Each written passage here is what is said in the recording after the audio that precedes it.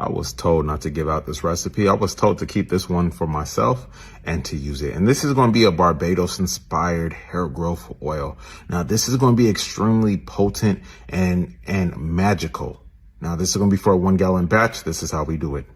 First ingredient that we're going to pick up is 43 ounces of pumpkin seed oil. Now, pumpkin seed oil is really good because it's a THT blocker, so it prevents hair loss, but it's really rich in terms of making hair grow nice and thick. 24 ounces of black castor oil. This is going to activate the scalp. It's going to boost shine, make hair grow thick, rich, and beautiful. Avocado oil, pick up 30 ounces of it. This is oleic rich, so it is a great carrier oil that enhances the penetration and slip of the hair shaft.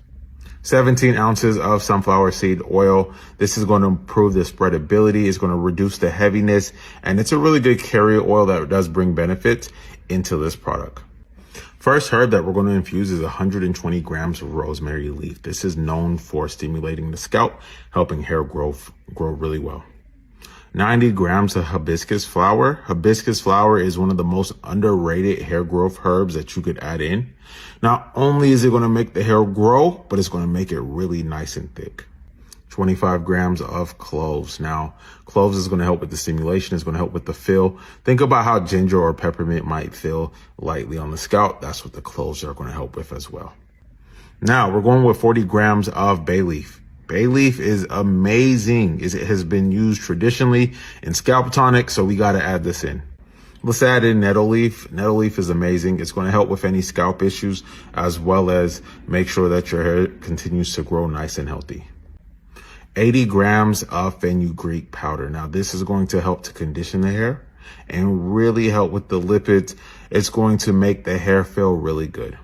Let's add in 0.49 ounces of vitamin E. This is going to be our antioxidant to make sure that the oil does not go rancid.